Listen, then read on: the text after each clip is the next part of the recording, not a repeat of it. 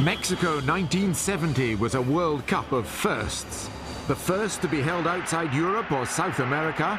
The first time the tournament was broadcast live in colour. But it was also a last look at the Jules Rimet trophy, because by lifting it for the third time, Brazil would keep it forever. It was arguably the greatest World Cup, won by perhaps the greatest team. It's a story that I have to thank God for, because it's such a great story, very emotional.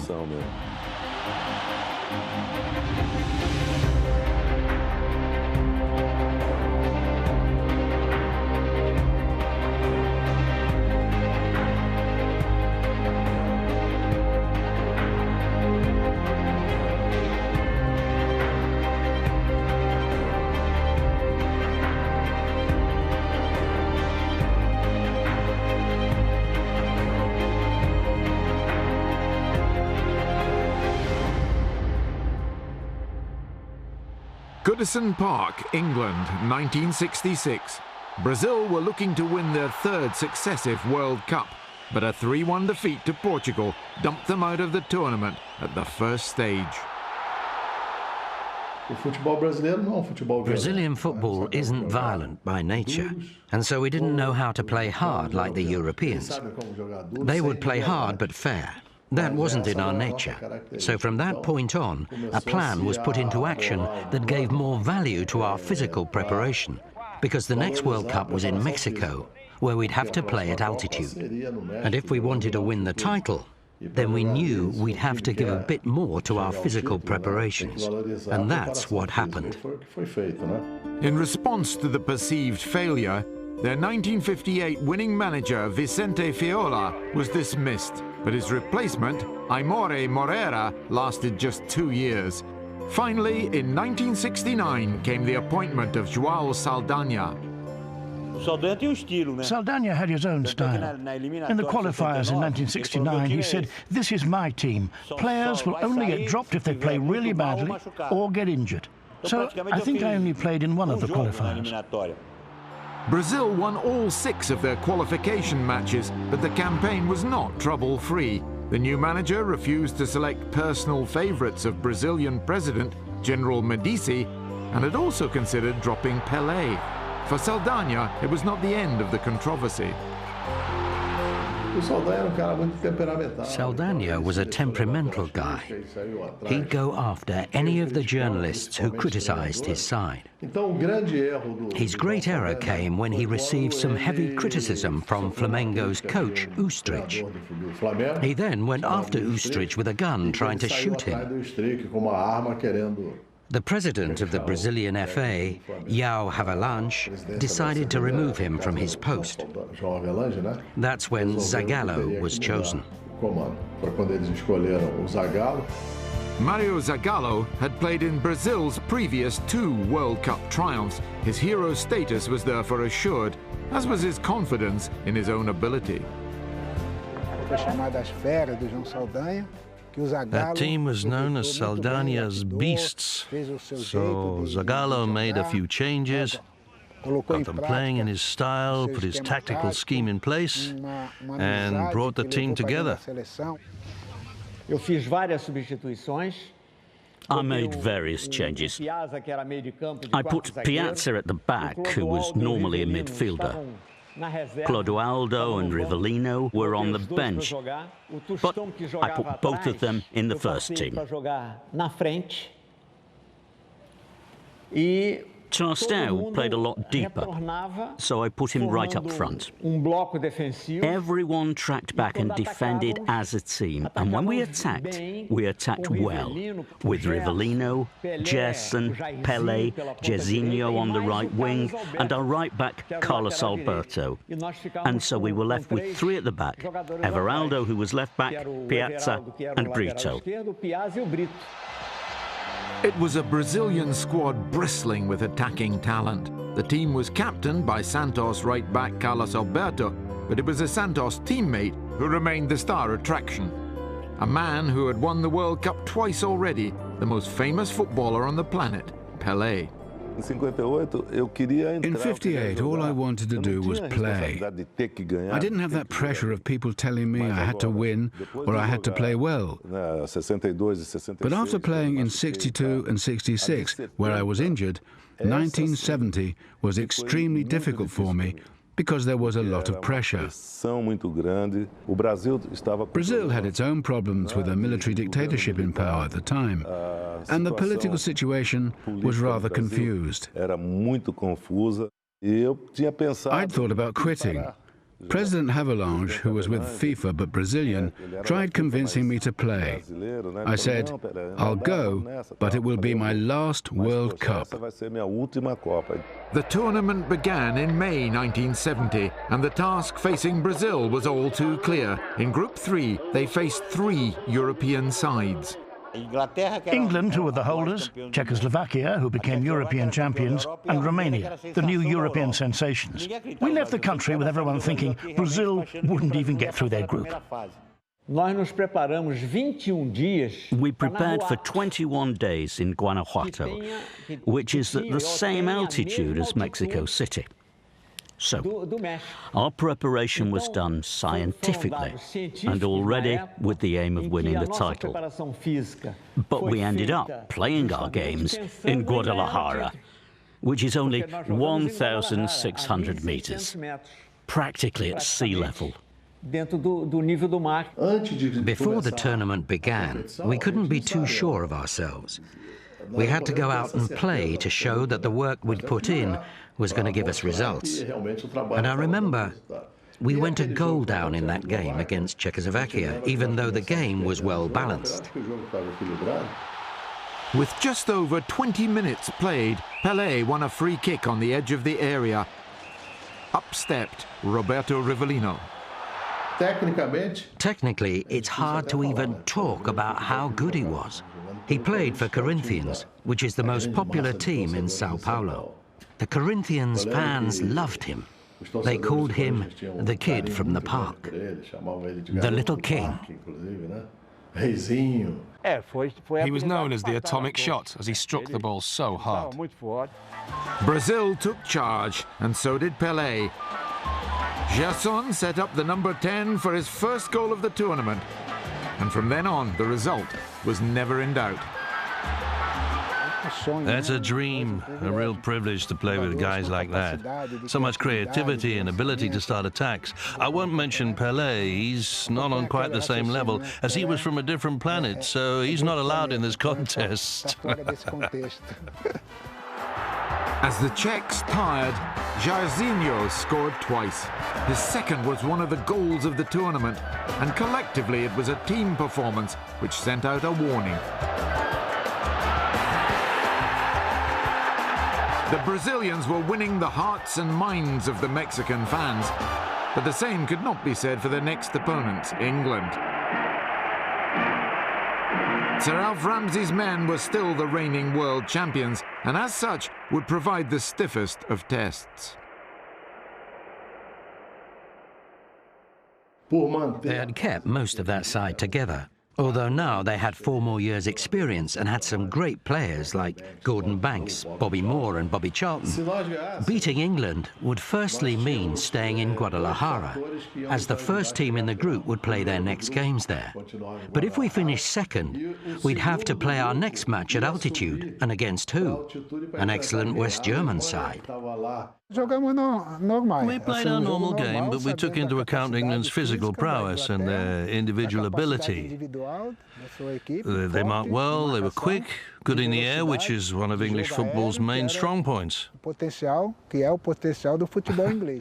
I think I lost nearly 5 kilos playing in that game. After the game, we had to take on a special diet. That game to me was probably the most outstanding international football match that I was involved in.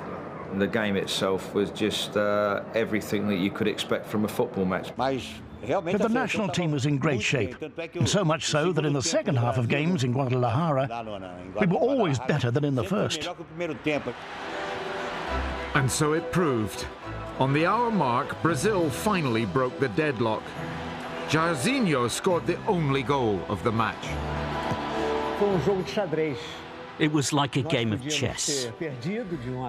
We could have lost 1-0, or drawn, or won 1-0. It was a sensational game, played in the head, which we were lucky enough to win.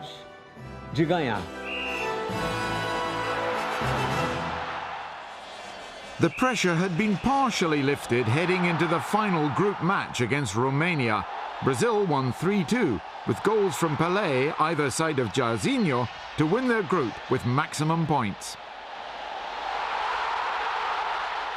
We were so happy because we hadn't lost a game and would stay in Guadalajara right up to the semi-final.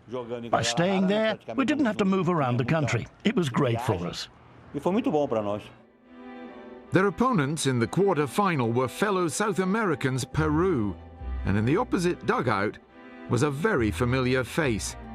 Didi had won 2 World Cups with Brazil.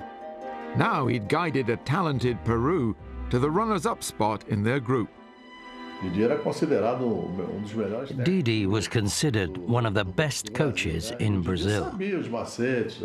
He knew exactly how we played. We knew how difficult it would be, and it was difficult beating Peru, even though we felt we were at a higher level than them. This time it was Rivellino's turn to lead the charge. He opened the scoring after just 11 minutes, then 4 minutes later turned provider for Tostão. Our best player, tactically speaking, was Tostão. He took on the 2 main markers, which then freed up Péle and Rivellino. And that's what helped the movement in our team. And being so well prepared, no one could stop us. Peru scored twice themselves, but were powerless against Brazil's front 5, all of whom it seemed were at the peak of their powers. Jairzinho, Gerson, Rivellino, Péle, Tostão.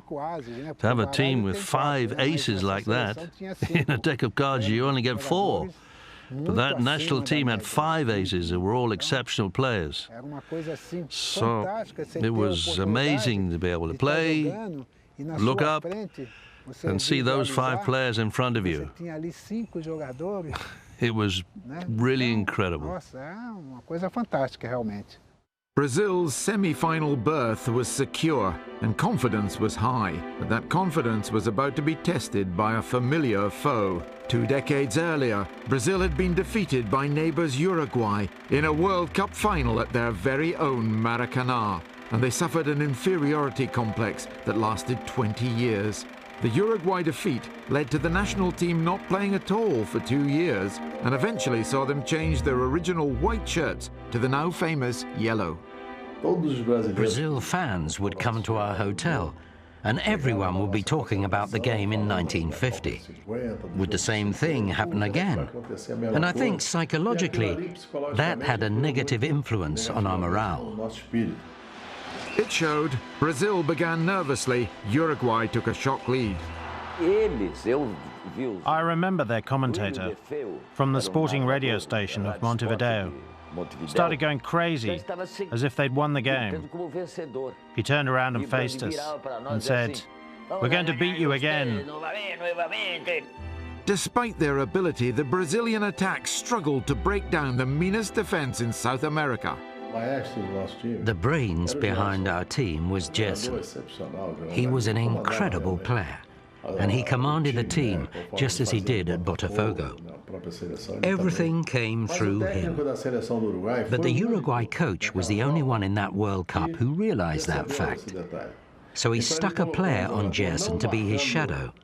Not right on top of him, but enough for him to go wherever Gerson went, so he wouldn't pass him the ball. It was down to a 6th member of the team to take centre stage, Clodoaldo. I scored 1 goal in that World Cup against Uruguay, and I thought it was I'm trying to think of how best to say it. A big risk that I took. A player like me to get up the pitch and score with those 5 guys in front of me, But that's what happened. And it happened because one of the five told me to do it. That was Gerson. He told me to get forward more in that game. We had several leaders. We had very mature players. It was a team who knew how to do things. It was only in the game against Uruguay where at half-time I had to give them a good talking to. I had to motivate them. We couldn't disappoint the Brazilian people again when they were expecting so much more. He really tried to make us emotional so that each one of us got goosebumps listening to him. Zagallo's words had the desired effect. Jairzinho gave Brazil the lead with 15 minutes remaining, and any further doubt was removed when Rivellino sealed a 3-1 win. And in the closing minutes, Pelle still had time for something special. We always said that Pelle's thought process was so quick, that he was several seconds quicker than the rest of us. When you stopped to think about what he was about to do, he'd already done it. His thinking and his overall movement was just so fast. I don't think there will ever be a player as perfect as he was. The Brazilians had again reached the World Cup final, and a nation rejoiced. Only one more challenge remained, and it was posed by Italy. Both nations had won 2 previous World Cups, and if any added incentive were needed, the winners of this one would get to keep the trophy. I saw all those Brazilians and Mexicans with the Brazil flag shouting, "Brazil, Pele!" It just made me well up. I wanted to stop crying, but I couldn't. I tried to hide it as I was the oldest and most experienced player. And I didn't want the other players to think, why is he crying? Italy had a great team. Just the way in which they played, especially their marking. They liked to man mark and go wherever their man went. That was a big mistake against a top team. Not just against Brazil, but any other decent side. There was a lot of movement from our players, so that we would interfere with their marking. After a tentative start, Brazil's tactics paid off, and the scorer of his nation's 100th World Cup goal was a surprise to no one. I'd scored a header against Sweden in my very first World Cup. And then I scored again with my head in my farewell game against Italy as a world champion. So, that was marvellous.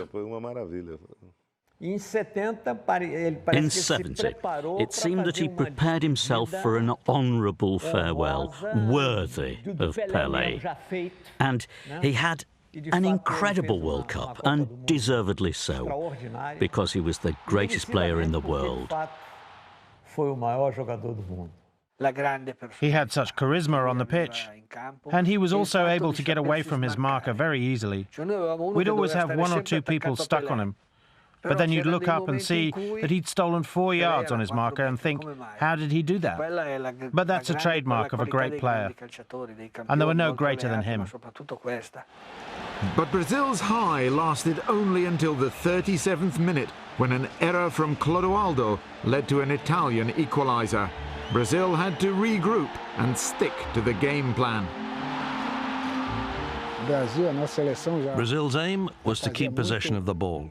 That's what we always tried to do anyway, but we tried to do it even more in that game to try and exhaust the Italians. And we really felt that we'd done that in the second half. When we started to knock the ball around, we felt that Italy no longer had the energy to mark us in the way that Italian teams normally did. Midway through the second half, Gerson restored Brazil's lead.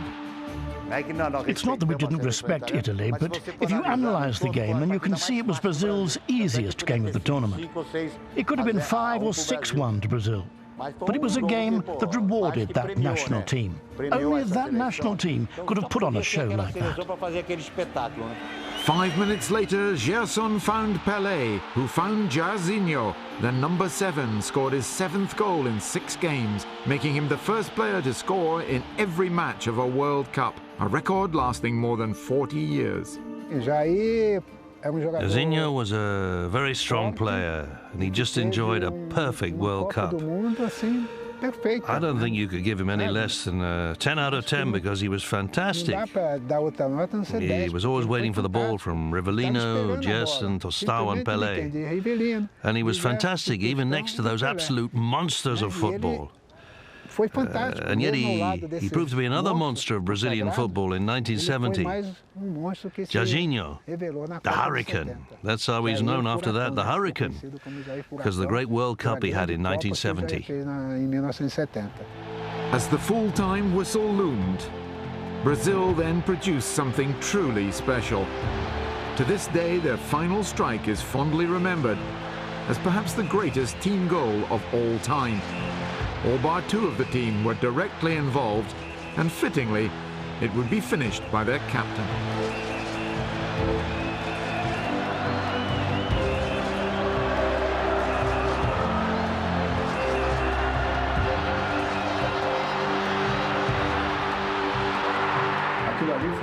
Zagallo had planned that move.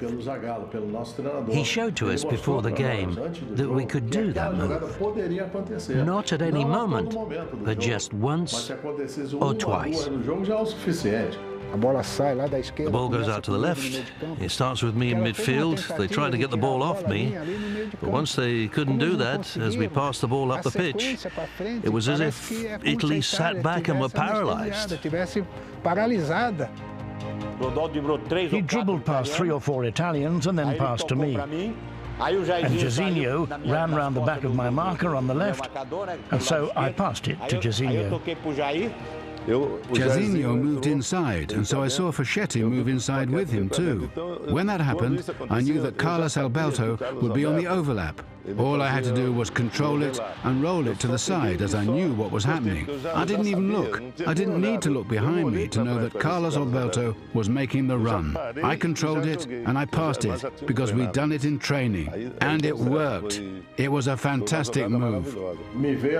I remembered what Zagallo had said. When Jairzinho gave it to Péle, I was well over the halfway line as I knew Péle would roll it to me. For me, it was great, as I was lucky enough to score our 4th goal, and even today, everyone talks about it. If you watch the goal, it hits a bobble, and Carlos Alberto meets it in full flight to score a great goal. But the move as a whole was beautiful. Only that team could have scored that goal. It'll be very difficult to ever see a national team, whether it's Brazil or another country, produce that sort of football in a final again. In my opinion, it's the best goal in World Cup history. The full-time whistle confirmed a 4-1 victory and cued mass celebrations. For some, the emotion was simply overwhelming. It was a group effort. That was the important thing. We didn't depend on any one player, and that's what was great about it. Even Péle, who was the greatest player I ever saw and the athlete of the century, was part of that team ethic. We went through all the qualifiers for the 1970 World Cup unbeaten. We didn't lose a single game, and we won every single game we played in that World Cup too. We won the World Cup without losing a game. As a team, we were fantastic. As captain of the 1970 team, after scoring in that game, to receive the trophy in the name of Brazilian football, and also to keep the Jules Rimet trophy for good, that was just something unforgettable for me. Today, anywhere I go in the world, people still call me captain. There's a feeling of job done or mission accomplished for your country. Lifting the World Cup trophy and thinking of your people and your country is just fantastic. I've got a portrait of me crying at home. I've got a lot. But crying is good. Winning is good, because I won't cry if we're losing. If you cry, it means everything's gone well. Mario Zagallo became the first man to win the trophy as a player and as a manager. He returned in 1998 to lead Brazil to another final. Of the team that started that final in Mexico, only Piazza, Rivellino and Jairzinho would play in the next World Cup. 1970 would forever remain the high point for all involved. That team of 1970 was the best Brazil side ever. Without any doubt, it was the World Cup of my life. I'd finished my international career with 3 World Cup wins and the Jules Rimet Trophy. Did I want to start all over again? I just said no. Better to end my career at the top. We had great players, fantastic players. Even today, that national team is considered the greatest team of all time. It was a team that dazzled the world.